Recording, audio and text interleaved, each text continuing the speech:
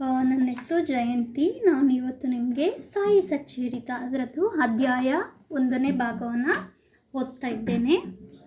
1ನೇ ಗೋಧಿ ಹಿಟ್ಟಿನ ಕತೆ, ಅದರ ತತ್ವ. ಪೂರ್ವ ಸಂಪ್ರದಾಯಕ್ಕನುಸಾರವಾಗಿ ಶ್ರೀ ಎ ಮಾಡಪಂತರು ಶ್ರೀ ಸಾಯಿ ಸಚ್ಚರಿತೆಯನ್ನು ಅನೇಕ ವಿಧವಾದ ವಂದನೆಗಳಿಂದ ಆರಂಭಿಸಿದ್ದಾರೆ. ಮೊದಲನೆಯದಾಗಿ ಶ್ರೀ ವಿನಾಯಕನಿಗೆ ವಂದನೆಗಳನ್ನು ಅರ್ಪಿಸುತ್ತಾ ಶ್ರೀ ಸಾಯಿ ಸಚ್ಚರಿತೆಯನ್ನು ಬರೆಯಲು ತೊಡಗಿರುವ ಈ ಕಾರ್ಯಕ್ಕೆ ಯಾವುದೇ ವಿಘ್ನ ಬಾರದಿರಲೆಂದು ಪ್ರಾರ್ಥಿಸಿ ಶ್ರೀ ಸಾಯಿಬಾಬಾ ಅವರೇ ಗಣಪತಿ ಎಂದು ಹೇಳುತ್ತಾರೆ.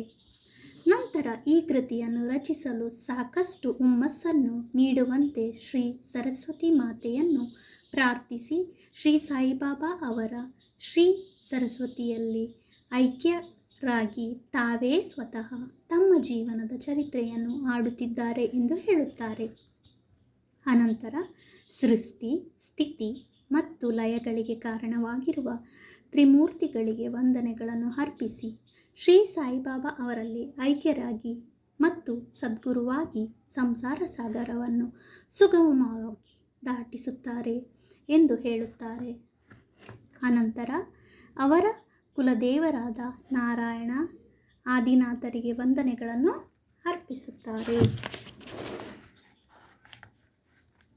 ಅನಂತರ ತಾವು ಜನಿಸಿದ ಗೋತ್ರದ ಮೂಲಪುರುಷರಾದ ಭಾರದ್ವಾಜ ಮುನಿಗಳಿಗೆ ಮತ್ತು ಯಜ್ಞವಲ್ಕ್ಯ, ಭೃಗು, ಪರಶರ, ನಾರದ, ವೇದವ್ಯಾಸ, ಸನಕ, ಸನಂದನ, ಸನತ್ಕುಮಾರ, ಶುಕ, ಶೌನಕ, ವಿಶ್ವಾಮಿತ್ರ, ವಾಲ್ಮೀಕಿ, ವಾಸುದೇವ, ಜೈಮಿನಿ, ವೈಶಂಪಾಯನ, ನವಯೋಗೀಂದ್ರ ಮುಂತಾದ ಮಹರ್ಷಿಗಳಿಗೆ ಮತ್ತು ನವಯೋಗಿಗಳಾದ ನಿವೃತ್ತಿ ಜ್ಞಾನದೇವ, ಮುಕ್ತಾಬಾಯಿ, ಜನಾರ್ದನ, ಏಕನಾಥ, ನಾಮದೇವ, ತುಕಾರಾಮ, ಕನ್ಹ, ನರಹರಿ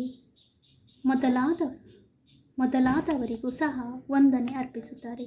ಅನಂತರ ತಮ್ಮ ಅಜ್ಜ ಸದಾಶಿವರಾದ ಪಿತಾಮಹ ರಘುನಾಥರಾದ ತಮ್ಮನ್ನು ಬಾಲ್ಯದಲ್ಲಿಯೇ ಬಿಟ್ಟು ಅಗಲಿದ ಮಾತಾರತ್ನ, ತಮ್ಮನ್ನು ಸಾಕಿ ಸಲುಹಿದ ಅತ್ತೆ ಮತ್ತು ಪ್ರೀತಿಯ ಅಗ್ರಜರಿಗೆ ವಂದನೆ ಅರ್ಪಿಸುತ್ತಾರೆ. ವಾಚಕ ಮಹಾಶಯರಿಗೂ ಸಹ ವಂದನೆ ಅರ್ಪಿಸಿ ಈ ಕಾರ್ಯಕ್ಕೆ ಅವರು ನಿಶ್ಚಲವಾದ ಗಮನ ಕೊಡುವಂತೆ ಪ್ರಾರ್ಥಿಸುತ್ತಾರೆ. ಕೊನೆಯದಾಗಿ ತಮ್ಮ ಏಕಮಾತ್ರ ರಕ್ಷಕರಾದ ಜಗವೆಂಬ ಮಾಯೆಯಿಂದ ವಿಮೋಚನೆ ಹೊಂದಿ ಬ್ರಹ್ಮಜ್ಞಾನವನ್ನು ಪಡೆಯಲು ಸಹಾಯಕರಾದ ಶ್ರೀ ದತ್ತಾತ್ರೇಯ ಅವತಾರ ರೂಪಿಯಾದ ಶ್ರೀ ಸಾಯಿನಾಥರಿಗೆ ವಂದನೆ ಅರ್ಪಿಸಿದ್ದಾರೆ. ಹಾಗೆಯೇ ಪರಮಾತ್ಮನು ವಾಸವಾಗಿರುವ ಸಕಲ ಜೀವರಾಶಿಗಳಿಗೂ ಸಹ ವಂದಿಸಿದ್ದಾರೆ. ನಂತರ ಪರಾಶರ, ವ್ಯಾಸ, ಶಾಂಡಿಲ್ಯ ಮೊದಲಾದವರು ಹೇಳಿದ ಭಕ್ತಿಯ ವಿವಿಧ ರೀತಿಗಳನ್ನು ಸಂಕ್ಷಿಪ್ತವಾಗಿ ವರ್ಣಿಸಿ ಲೇಖಕರು ಈ ಮುಂದಿನ ಕಥೆಯನ್ನು ಹೇಳುತ್ತಾರೆ.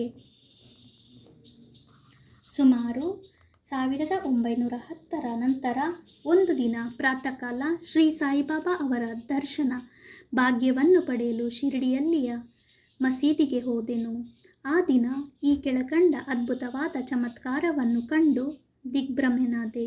ಶ್ರೀ ಸಾಯಿಬಾಬಾ ತಮ್ಮ ಮುಖವನ್ನು ತೊಳೆದುಕೊಂಡು ನಂತರ ಗೋಧಿಯನ್ನು ಬಿಡಿಸಿ ತಕ್ಕ ಸಿದ್ಧತೆಗಳನ್ನು ಮಾಡಿಕೊಂಡು ಹಿಡಿಯಾಗಿ ಗೋಧಿಯನ್ನು ಬೀಸುವ ಕಲ್ಲಿನೊಳಗೆ ಹಾಕಿ ಬೀಸುತ್ತಾ ಕುಳಿತಿದ್ದರು. ಇವರು ಭಿಕ್ಷೆ ಬೇಡಿ ಜೀವಿಸುವವರು, ಈಗೇಕೆ ಗೋಧಿಯನ್ನು ಬೀಸಿ ಇಟ್ಟು ಕೂಡ ಹಾಕುತ್ತಿದ್ದಾರೆ ಎಂಬ ಭಾವನೆ ನನ್ನಲ್ಲಿ ಮೂಡಿತು. ಅಲ್ಲಿ ನೆರೆದಿದ್ದ ಅನೇಕರಲ್ಲಿಯೂ ಸಹ ಈ ಭಾವನೆ ಇತ್ತು.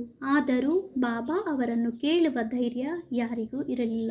ನಂತರ 4 ಜನ ಮಹಿಳೆಯರು ಧೈರ್ಯದಿಂದ ಮುಂದೆ ಹೋಗಿ ಅವರನ್ನು ಎಬ್ಬಿಸಿ ಅವರ ಲೀಲೆಗಳನ್ನು ಆಡುತ್ತಾ ತಾವೇ ಬೀಸಲು ಕುಳಿತರು.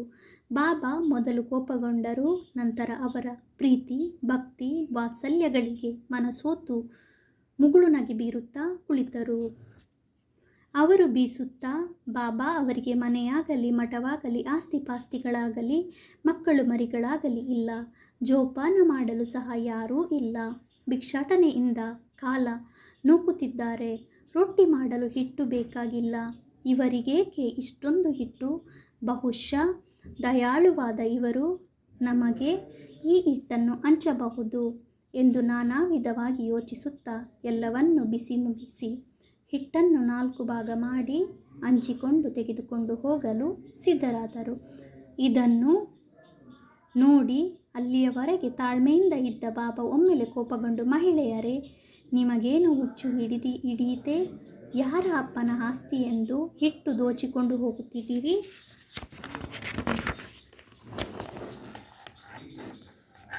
ನಾನೇನಾದರೂ ನಿಮ್ಮ ಮನೆಯಿಂದ ಗೋಧಿಯನ್ನು ಎರವಲಾಗಿ ತಂದಿರುವೆನಾ? ಈಗ ಹಿಟ್ಟು ತೆಗೆದುಕೊಂಡು ಹಳ್ಳಿಯ ಗಡಿಯ ಸುತ್ತಲೂ ಒಗೆದು ಬನ್ನಿರಿ ಎಂದು ಈ ಮಾತನ್ನು ಕೇಳಿ ಅವರು ಗಾಬರಿಕೊಂಡು ತಮ್ಮಲ್ಲಿಯೇ ಪಿಸುಗುಟ್ಟುತ್ತಾ ಬಾಬಾ ಅವರ ಆಜ್ಞಾನುಸಾರವಾಗಿ ಹಿಟ್ಟನ್ನು ಹಳ್ಳಿಯ ಸುತ್ತಲೂ ಚೆಲ್ಲಿ ಬಂದರು. ಆಗ ನಾನು ಬಾಬಾ ಹೀಗೇಕೆ ಮಾಡಿದರು ಎಂದು ಶಿರಡಿವಾಸಿಗಳಿಗೆ ಪ್ರಶ್ನಿಸಿದೆ. ಅವರು, ಕಾಲರಾ ಅಂಟು ಜಾಡ್ಯವು ಹಳ್ಳಿಯಲ್ಲಿ ಹರಡಿದೆ. ಅದಕ್ಕೆ ಇದು ಬಾಬಾ ಅವರ ಚಿಕಿತ್ಸೆ. ಹಿಟ್ಟು ಮಾಡಿ ಚೆಲ್ಲಿದುದು ಗೋಧಿಯನ್ನಲ್ಲ, ಕಾಲರಾ ಕ್ರಿಮಿಗಳನ್ನು ಪುಡಿ ಮಾಡಿ ಹಳ್ಳಿಯಿಂದ ಆಚೆಗೆ ಚೆಲ್ಲಿದ್ದಾರೆ. ಇದರಿಂದ ಕಾಲರಾ ಜಾಡ್ಯವು ಕಡಿಮೆಯಾಗಿ ಈಗ ಜನರು ಸುಖವಾಗಿರುತ್ತಾರೆ ಎಂದರು. ಈ ವಿಷಯವನ್ನು ಕೇಳಿ ನಾನು ವಿಸ್ಮಯಗೊಂಡೆ. ಆಗ ನನ್ನಲ್ಲಿ ನಾನೇ, ಗೋಧಿ ಹಿಟ್ಟು ಕಾಲರಕ್ಕೆ ಇರುವ ವ್ಯಾವಹಾರಿಕ ಸಂಬಂಧವಾದರೂ ಏನು? ಈ ಘಟನೆ ವಿವರಣಾತೀತ.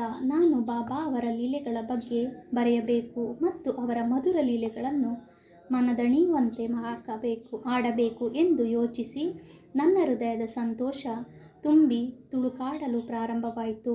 ಈ ರೀತಿ ಸಾಯಿ ಸಚ್ಚರಿತ ಬರೆಯಲು ನನಗೆ ಸ್ಫೂರ್ತಿ ಬಂದಿತು. ಓಂ ಸಾಯಿರಾಮ್.